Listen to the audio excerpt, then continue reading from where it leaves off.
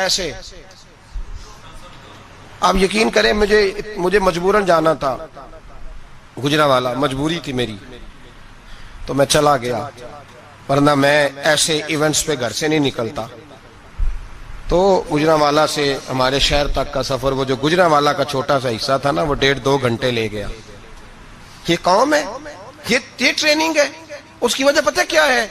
جن نااہلوں کو آپ نے سربراہ بنایا ہوا ہے نا، ان کی ٹریننگ ہی ناچ گانا ہے، ان کی ٹریننگ ہی ہمارے لیے سڑکوں پہ رہنا ہے، شور شرابہ ہے، ریلیاں ہیں۔ یوں وہ کام قوم کر رہی ہے۔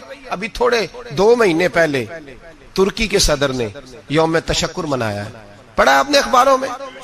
طیب اردگان جس سال فوج نے بغاوت کر دی تو قوم کو کچھ دیا تھا نا، فوجی آ گئے، حالانکہ ٹینکوں کے سامنے کھڑا ہونا کوئی آسان بات ہے، لیکن درجنوں لوگ گھروں سے نکل کے آئے اور ٹینکوں کے آگے لیٹ کے جانے دی، کہا ہمارا حکمران بڑا اچھا ہے، ہم جانے نہیں دیں گے۔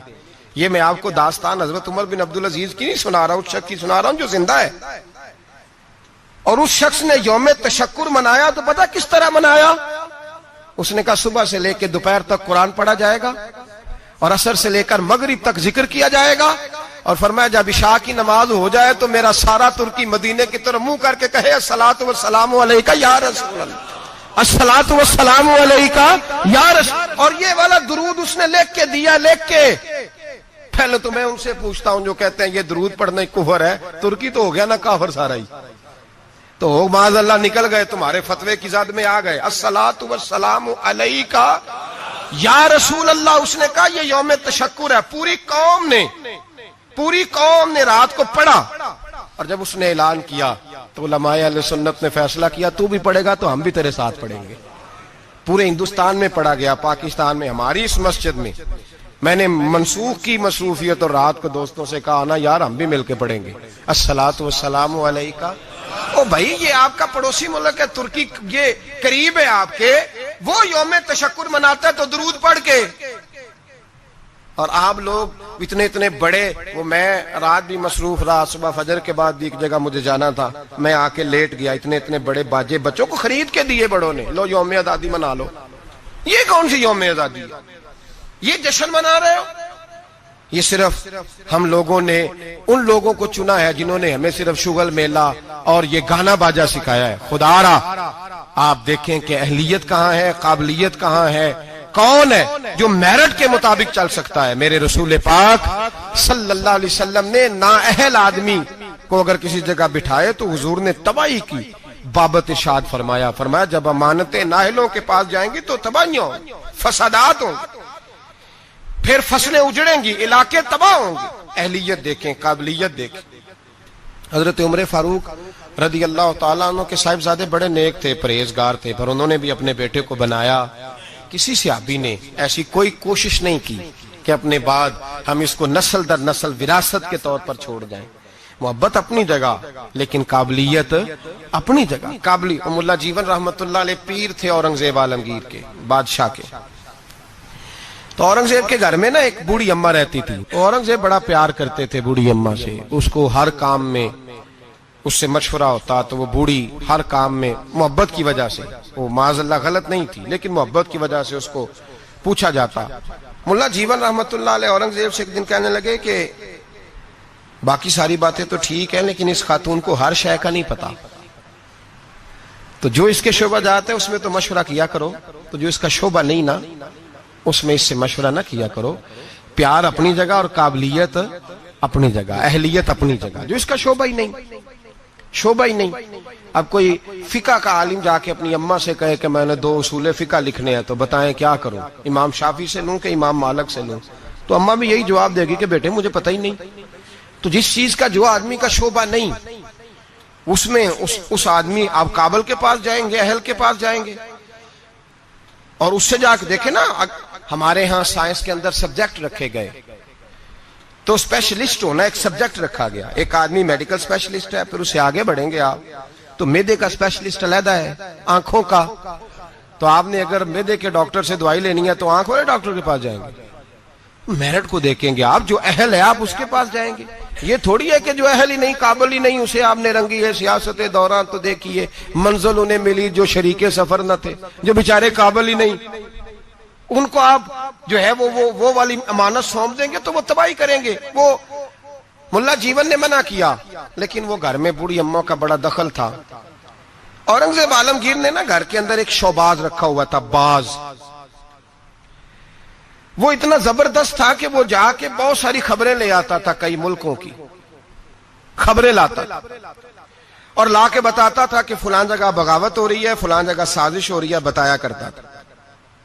پھر اس میں یہ خوبی تھی کہ جب جنگ ہوتی تو وہ ساتھ ساتھ اڑتا اور آ کے فوج کو بتلاتا کہ یہاں جو ہے وہ کمزوری ہے مسلمانوں کی فوج میں, تو یہاں فوجی بھیجے جائیں. اور اگر کئی دفعہ ضرورت پڑتی تو چونکہ اس کے ناخن بڑے تگڑے ہوتے تھے, اگر کوئی فوجی کفر کا زیادہ تیز ہوتا تو وہ خود حملہ کر دیتا. اتنا کام آتا تھا. بوڑھی اماں چونکہ پیار بڑا کرتی تھی, محبت ہی محبت میں ایک دن اس کو دیکھا باز کو کہ بادشاہ کا باز ہے, تو کہنے لگی ادھر آنا میرے پاس. اب اس کا دخل تھا ہر کام میں, تو اس نے محبت کی. کہنے لگی دیکھ تیرے پر کتنے کتنے بڑے ہو گئے, کسی نے کبھی سوچا ہی نہیں. اس نے کینچی پکڑی اور اس کے پڑ کاٹ ڈالے. پھر اس نے کہا تیرے ناخن دیکھ کتنے بڑے ہیں, کسی نے کبھی سوچا ہی نہیں. اس نے محبت ہی محبت میں اس کے ناخن بھی کاٹ دیے. تھوڑے ہی دنوں کے بعد خبر آئی کہ فلان جگہ ہندو مرہٹوں نے سازش شروع کی ہے, تو بادشاہ نے کہا بلاؤ اس کو جائے. جب اس کے سامنے کھڑا کیا گیا تو بادشاہ کی چیخ ہی نکل گئی, ہائے میرا وفادار, ہوا کیا؟ تو ملا جیون کہنے لگے کچھ بھی نہیں ہوا, تم نے نااہل سے محبت کی تو اس کی تمہیں سزا ملی ہے. تمہیں سزا ملی ہے. تمہیں کہا تھا کہ اس کو شعبہ بانٹ کے دو, اس کو ضرور رکھو ہر چیز میں, لیکن اس کو بتایا جاتا, سمجھایا جاتا. اگر اماں باہر جاتی تو اسے پتا ہوتا کہ اس کے جو ناخن ہیں یہ جنگ کے کام آتے ہیں, اس کے جو پر ہیں یہ اڑنے کے کام آتے ہیں. بادشاہ تڑپ کے رویا, لیکن اب کوئی حل ہو سکتا. اب بات آگے نکل گئی. جب آپ میرٹ کے خلاف چلیں گے, آپ ایسی جگہ پہ جائیں گے, ایسی جگہ جہاں جو آدمی اس کا اہل ہی نہیں, تو وہ تباہی کرے گا. جہاں چڑیاں بیٹھنی چاہیے, اقبال نے کہا کہ زاغوں کے تصرف میں عقابوں کے نشیمن, آئی ہے وراثت میں پیر کی گدی ان کو, زاغوں کے تصرف میں عقابوں کے نشیمن. اقبال کہنے لگا کہ اپنے پیر صاحب کی گدی پہ یہ بیٹھ گیا ہے, پر مصیبت یہ ہے کہ جہاں کبوتر بیٹھنا چاہیے تھا وہاں باز بیٹھ گیا ہے, جہاں بلبل بولنی چاہیے تھی وہاں شیر کو بٹھا دیا ہے. تو وہ کاٹے گا, وہ تباہی کرے گا, وہ تو اپنی درندگی کا مظاہرہ کرے گا. تو یاد رکھیں, نااہل آدمی جہاں بھی آئے گا, جس جگہ بھی آئے گا, وہ مجبور ہوگا اپنی بری عادت سے, وہ باز نہیں آ سکے. اس کے اندر وہ تقویٰ, پرہیزگاری, وہ خصوصیت, وہ صلاحیت جب موجود ہی نہیں تو وہ کیا کرے گا. میرے نبی پاک علیہ الصلوۃ والسلام کے بڑے جلیل القدر صحابی تھے حضرت سعد بن ابی وقاص. ان کو کہا حضرت عثمان نے کہ آپ ایک صوبے کے گورنر بن جائیں. تو انہوں نے آگے بڑھ کے نہیں کہا بسم اللہ گورنری, حالانکہ بڑی خدمات تھی ان کی, وہ لینا چاہتے تو لے سکتے تھے. حضرت سعد بن ابی وقاص فرمانے لگے میں تلوار کا آدمی ہوں, میدان کا آدمی ہوں, میں گورنر ہی نہیں چلا سکتا, میں اس کا اہل نہیں. آپ اس طرح کریں, اس کو بنائیں جو سیاست کے امور, لوگوں کی دیکھ بھال, جو چیزیں جو ہیں وہ کر سکتا ہے اس کے سپرد کرے. میں اس کا اہل, میں فوجی ہوں. فوجیوں کا کام حکومتیں کرنا نہیں ہوتا, فوجیوں کا کام حفاظتیں کرنا ہوتا ہے. حکومتیں کرنا فوجیوں کا کام. تسی بولو تو انو کچھ نہیں ہونے لگا, ویڈیو میری بھی بن دیجئے, میری بھی بن دیجئے. فوجی کا کام حکومت کرنا. میں ذمہ داری سے بات کر رہا ہوں. آئین پاکستان میں نے منگا کے رکھا ہوا ہے, میرے پاس ہے سارا پڑا ہوا. فوجی کا کام حکومت کرنا ہے ہی نہیں. اس کا کام کیا ہے؟ حفاظت کرنا. جو اس کی ڈیوٹی ہے وہ کرے گا, جو اس کی ڈیوٹی نہیں وہ کرنے کی اسے اجازت. نقصان ہی تب ہوتا ہے جب وہ آدمی آ کے بیٹھ جاتا ہے جسے پتہ ہی نہیں یہ کام کیسے کرنا ہے, جو اس کا شعبہ ہی نہیں, معیار ہی نہیں, تو تباہی ہوتی ہے. حضرت سعد بن ابی وقاص فرمانے لگے میں فوجی ہوں, مجھے تو آپ میدان کی. حضرت خالد بن ولید بہت بڑے فوجی تھے, نہ جرنیل تھے, تلوار ہے اللہ تعالیٰ کی, لیکن کسی صوبے کے کبھی گورنر نہیں بنے, اس لیے کہ جو ان کا شعبہ نہیں تھا وہاں انہیں لگایا. حضرت سلمان فارسی رضی اللہ تعالیٰ عنہ سرداروں کے بیٹے, گھر کے اندر ساری چیزیں دیکھیں, بڑا کچھ غور کیا, ہر چیز کو سمجھتے تھے. جناب عمر نے انہیں گورنر بنایا. حضرت ابو ہریرہ میں بڑی زبردست صلاحیت تھی، حافظہ بڑا مضبوط تھا، محنت کے بڑے قائل تھے، اپنے اندر جد و جہد رکھتے تھے، شوق تھا، ان کو گورنر بنایا گیا۔ جو آدمی جس چیز کا اہل تھا، اور ایک تاریخ کا ایسا حوالہ دوں گا شاید اس موضوع پر یہ آخری بات ہو، حضرت سیدنا ابو ذر غفاری رضی اللہ تعالی، جاگ کے سنیے، جاگ کے، اور اس پہلو پہ غور کیجئے گا ذرا۔ حضرت سیدنا ابو ذر غفاری، حضور نے فرمایا یہ میری امت کا زاہد ہے، یہ زاہد آدمی، اس کا دنیا داری سے کوئی تعلق نہیں، یہ چھوڑ بیٹھا ہے۔ حضرت ابو ذر غفاری آئے اور حضور کے سامنے کھڑے ہوئے اور بہت سارے صوبوں کی حالت زار بیان کرنے لگے۔ یا رسول اللہ صلی اللہ علیہ وسلم، اس صوبے کی بھی بڑی خستہ حالت ہے، اس صوبے کی بھی، اس صوبے کی حالت زار بیان کر کے کہنے لگے حضور مجھے گورنر بنائیں، میں حالات صحیح کر دوں گا۔ حضور نے فرمایا ابو ذر تو نیک آدمی ہے، تیرے اندر بڑی خوبی ہے، پر گورنری بہت بڑی امانت ہے اور تو کمزور ہے، تو گورنری کی اہلیت نہیں رکھتا، تو گورنری کی قابلیت نہیں رکھتا، وہ تیرے والا شعبہ نہیں۔ اور یہاں حضرت ابو ذر غفاری نے ضد نہیں کی، کہنے لگے خدایا تیرا شکر ہے تو نے ہمیں ایسا محبوب عطا فرمایا ہے صلی اللہ تعالی علیہ، فرمایا یہ خوبی تیرے اندر، تو گورنری نہیں کر سکتا، یہ تیرے والا کام نہیں۔ تو بھائی یاد رکھیں، امانت جب نااہل کے پاس جائے گی، جب اس آدمی کے پاس جائے گی جو اس کا اہل ہی نہیں۔ ہمارے اسکولوں میں ڈھیروں ٹیچر ایسے بھرتی ہیں جن کو پڑھانا نہیں آتا، ڈھیروں ٹیچر ہیں، اب اتنی امانت ہم کہاں سے لے کے آئیں کہ وہ خود ریزائن کر دیں کہ میں پڑھانے کے قابل نہیں، میرا شعبہ نہیں۔ درجنوں لوگ ہیں، ڈگری اور ہوتی ہے، علم اور ہوتا ہے، ایم اے پاس ہونا اور بات ہے، پڑھانے کی قابلیت ہونا اور بات۔ اب لوگ قابل نہیں لیکن لگے ہوئے ہیں، اہلیت نہیں لیکن لگے ہوئے ہیں، شوق ہی نہیں، جذبہ ہی نہیں، کام کر ہی نہیں سکتے لیکن اس کام پہ لوگ لگے ہوئے ہیں۔ یہی حال باقی سارے محکموں کا بھی ہے۔ ہمارے ملک کے اندر صوبہ پنجاب کا ایک ایسا وزیر تعلیم بھی رہا ہے جو دستخط کرنے نہیں جانتا تھا۔ کس شعبے کا وزیر تھا وہ؟ بولیے۔ اسی لیے تعلیم کا بڑا اچھا حال ہے، وہ اپنے دستخط کرنے انگوٹھا لگایا کرتا تھا، اور وزارت کون سی تھی؟ بولیے۔ تو اس کا مطلب ہے اس نے تعلیم بڑی عام کر دی ہوگی، بڑی عام اس نے کر دی ہوگی، اس کو پتہ ہی نہیں، بیچارے کو پتہ ہی نہیں۔ ہمارے ہاں کیا ہوتا ہے، جس آدمی کو جو عہدہ ملتا ہے وہ بھانجے، بھتیجے، خالہ کے بیٹے، ماموں کے بیٹے وہ لے آتا ہے سارے، اب وہ وہاں ایڈجسٹ کرتا ہے، سیٹ کرتا ہے جگہ جگہ۔ اپنے شعبے کو دیکھیں، اگر آپ کے اندر کسی شعبے کی صلاحیت نہیں تو آپ اس کو چھوڑ دیں، علیحدہ ہو جائے، قابلیت نہیں تو علیحدہ ہو جائے، اور آپ کے ذمہ اگر لگے کسی آدمی کو کسی جگہ تعین کرنا تو پھر بھی آپ اس آدمی کو تعین کریں جو بڑا بہترین ہو۔ حضرت ابو بکر صدیق رضی اللہ تعالیٰ عنہ وصال ہو رہا ہے، شدید بیمار ہے، بڑے شدید، اور اتنی سخت حالت ہے کہ مدینے میں نئے سرے سے لوگ کہتے ہیں اندھیرا چھایا، نئے سرے سے۔ ایک وہ رات تھی جب حضور نے وصال کیا، اور ایک آج رات ہے جب ابو بکر کے وصال کا وقت ہے۔ حضرت ابو بکر صدیق کے پاس درجنوں لوگ گئے، آپ کے بعد کیا ہوگا؟ جناب صدیق اکبر نے فرمایا عمر کو بلاؤ، عمر کو۔ حضرت فاروق اعظم تشریف لائے تو جناب ابو بکر صدیق نے صحابہ کے مجمع پہ نظر ڈالی اور ایک تاریخی جملہ کہا، تاریخی جملہ، فرمانے لگے میں دنیا سے جا رہا ہوں، یہ وہ وقت ہے جب بہت بڑا جھوٹا بھی سچ بولنے لگتا ہے، وہ سامنے مجھے قبر نظر آ رہی ہے، بہت بڑا جھوٹا بھی سچ بولتا ہے اس موقع پر۔ فرمایا میری تم سے گزارش ہے کہ میرے بعد عمر فاروق کو اپنا امیر بنا لینا۔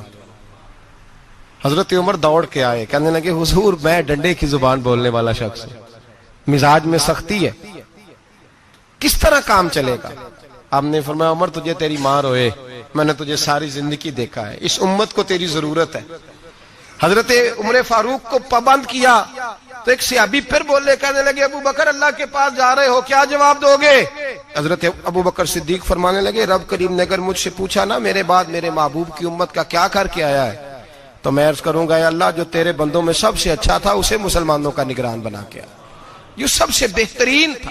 بیٹے موجود ہیں، بھتیجے موجود ہیں، مسلمان ہیں، صحابی ہیں، نمازی ہیں، فرمایا جو سب سے اچھا ہے تقوی کے لحاظ سے، پرہیزگاری کے لحاظ سے میرٹ بنائیں، کبھی زیادتی نہ کریں، کبھی زیادتی نہ کریں، کبھی ظلم نہ کریں۔ ایک بات سنانے لگا ہوں آپ کو، بڑی اہم بات۔ حضرت امام محمد بن حسن شیبانی رحمۃ اللہ علیہ بیٹے کا رشتہ لے کے گئے، اور ایسے گھر میں رشتہ طے ہونے لگا جس گھر کی بہت بڑی بات تھی، بہت بڑی بات مکمل ہو گئی بات چیت۔ یہاں تو ہمارا حال یہ ہے کہ لوگ اسی کالونی میں کرائے کا مکان خریدتے ہیں رشتہ کرنے کے لیے، ادھار 3-4 گاڑیاں پکڑ کے کھڑی کرتے ہیں۔ میرے پاس طلاق کے کیس آتے ہیں تو پھر مجھے سننے کا موقع ملتا ہے یہ باتیں۔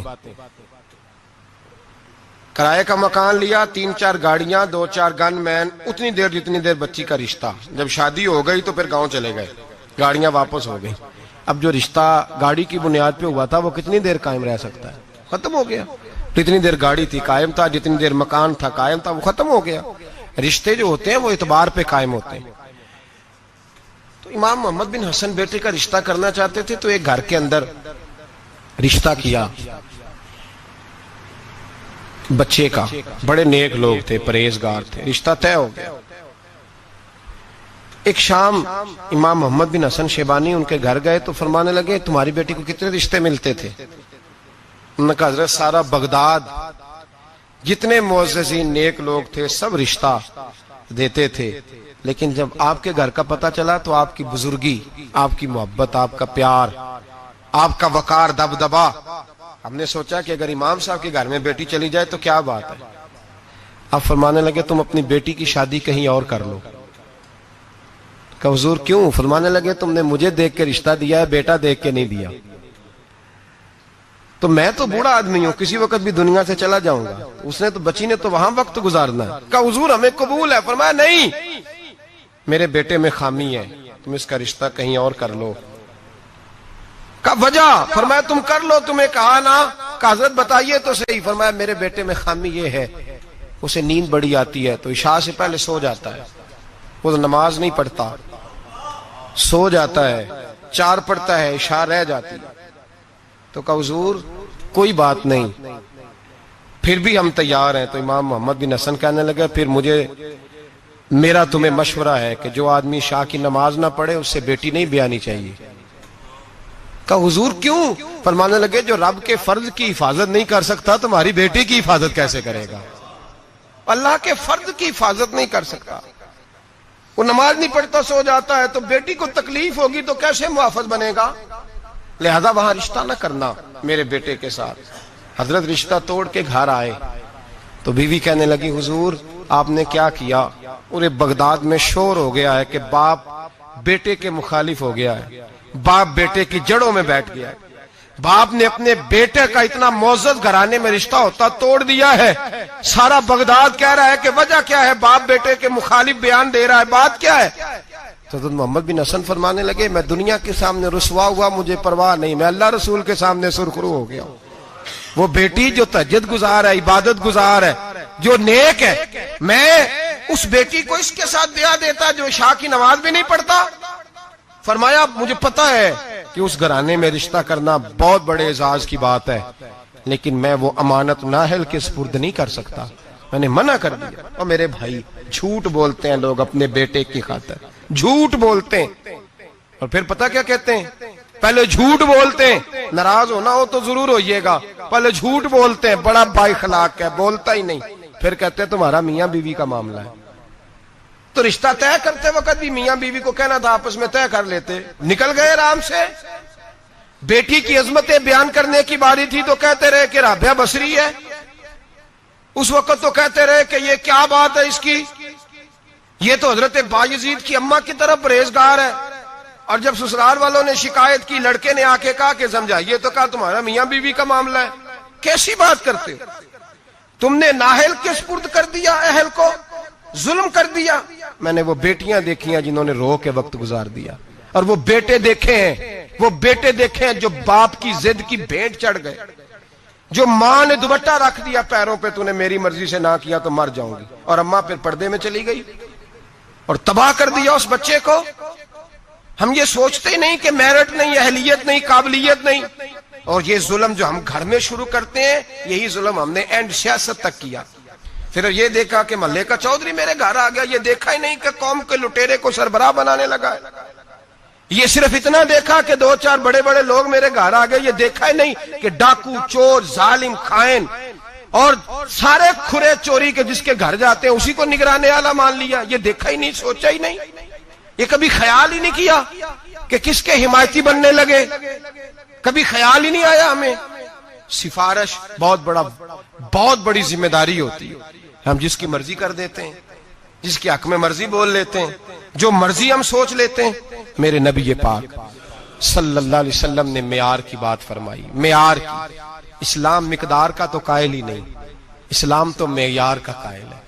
مقدار کیا ہوتی ہے؟ زیادہ ہونا کو بات ہے، معیاری ہونا بات ہے. معیاری میرے رسول پاک صلی اللہ تعالی علیہ وآلہ وسلم. آج یہ بھی ایک مجمع ہے نا جی، وہ پیر صاحب کے مرید بڑے ہیں، اس پارٹی کے ممبر بڑے ہیں، اور آپ کے ملک میں نظریاتی لوگ تو ویسے ہی ختم ہو گئے، نظریاتی لوگ ختم ہو گئے.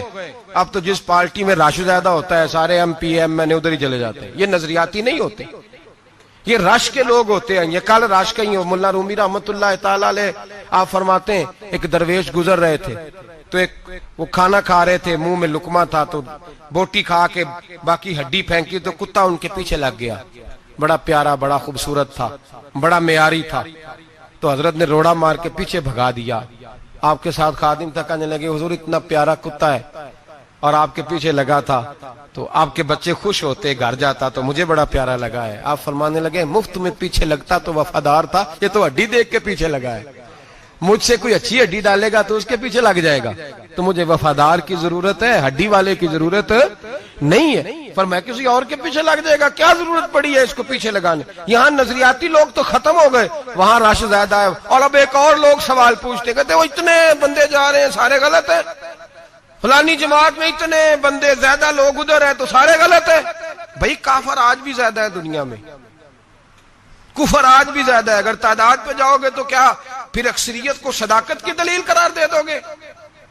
میں نے ایک دفعہ حاجی صادق صاحب رحمۃ اللہ علیہ سے کہا، میں نے کہا حضور ہمارے پاس تو تھوڑے تھوڑے لوگ ہیں تو باقی اتنے لمبے چوڑے آستانے اور یہ وہ، تو آپ کی آواز کون سنے گا؟ تو وہ لوگ مرعوب نہیں ہوا کرتے تھے، ان پہ روب نہیں چڑھا کرتا تھا، وہ روب ڈالا کرتے تھے. روب لینے کے قائل نہیں تھے. کہنے لگے چھل بے لیا، بندے 313 ہی بڑے نے پر انہیں جان آتے رکھی ہونی چاہیے. 313 ہی بتھیرے نے پر جان ہاتھ پہ ہتھیلی پہ جان رکھی بھی ہو. 313 ہی کافی ہیں. زیادہ لوگوں کی ضرورت سچے ہونے چاہیے، کھڑے ہونے چاہیے. جب آیا نا ابو جہل کا جاسوس بدر کی رات، دیکھ کے گیا کہ 313 ان میں بھی بچے، بوڑھے، کمزور. تو ابو جہل سے جا کے کہنے لگا 313 ہیں، ان میں بھی کچھ بچے ہیں، بوڑھے ہیں، کمزور ہیں. تو ابو جہل بڑا کھل کھلا کے ہنسا، کہنے لگا جنگ کرنے کی ضرورت نہیں، ان کو سب کو صبح باندھو گھوڑوں کی پشتوں پہ، اونٹوں کی پشتوں پہ، تو ان کو مکے لے چلتے ہیں، وہاں جا کے ان کے ساتھ کریں گے کیا کرنا ہے. نہ ان کے پاس اسلحہ ہے، نہ گھوڑے ہیں، نہ تلواریں، نہ زر ہیں. تو وہ جاسوس کہنے لگا ٹھہر جا، پوری بات تو سن لے. تو نے ابھی فیصلہ کر دیا مقدمے کا، ان کا میرٹ تو سن، اہلیت تو سن، قابلیت تو سن.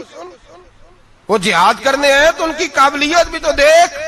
یہاں کبھی صدام حسین کا جرنیل بک جاتا ہے، کبھی افغانستان کے 2-4 لوگ بک جاتے ہیں، کبھی کسی ملک کے بکتے ہیں. یہ اندر سے بکتے ہیں تو کافر کو موقع ملتا ہے. یہ اندر سے نہ بکیں تو مسلمان کے تو نام میں ہی بڑی قوت ہے. اس کے تو خالی نام کے اندر اللہ نے بڑا جاہو جلال رکھا ہے. وہ جاسوس ابھی کافر ہے. ابو جہل سے کہنے لگا پوری بات سن لے، ہے وہ 313 پر ان میں سے واپس جانے کا ارادہ کسی کا بھی نہیں. وہ کفن باندھ کے آئے ہیں، وہ کفن باندھ کے آئے ہیں، واپس جانے نہیں آئے. تو لایا ہے شراب کے نشے میں دھت کر کے، تو کہتا تھا ساری رات اون سیبا کر کے کھلاؤں گا. لیکن وہ سارے جان ہتھیلی پہ رکھ کے آئے. میرے بھائی معیار بنائیں زندگی میں، اپنا معیار بنائیں. اپنا معیار زمانے سے جدا رکھتے ہیں ہم تو، محبوب بھی محبوب خدا رکھتے ہیں. بے معیار زندگی نہ گزارے، جہاں دل کیا بیٹھ گئے، جس کے دسترخوان پہ جی کیا وہیں رک گئے، جس کے ساتھ دل کیا فوٹو لگوا لی. ایسا نہ کریں، معیاری زندگی گزاریں، معیاری لوگ بنیں، اپنا معیار بنائیں. ایسا نہ ہو کہ بندہ جو بھی آئے وہ کہے. نظریات بنائیں، افکار بنائیں، اصول بنائیں. اصولوں کی روشنی میں اپنے شب و روز ترتیب دیں. اپنی زندگی کبھی بھی بے اصولی، بے ڈھبی، بے ترتیب نہ گزاریں. بااصول زندگی گزاریں. بااصول لوگ زندگی میں کچھ کر اتر جاتے ہیں. باوصول لوگوں کا نام ہوتا ہے. میں پھر بات دہراتا ہوں, باوصول لوگوں کا. وہ حضرت سری شکتی رحمت اللہ علیہ درخت کے نیچے لیٹے تھے, درخت آپ سے باتیں کرنے لگا, کہنے لگا حضرت سری شکتی سے, کہنے لگا میری طرح کا ہو جا, خود دھوپ میں جلتا ہوں, لوگوں کو میں چھاؤں دیتا ہوں, سایہ دیتا ہوں, اور لوگ مجھے پتھر مارتے ہیں میں انہیں پھل دیتا ہوں. تو حضرت سری شکتی فرمانے لگے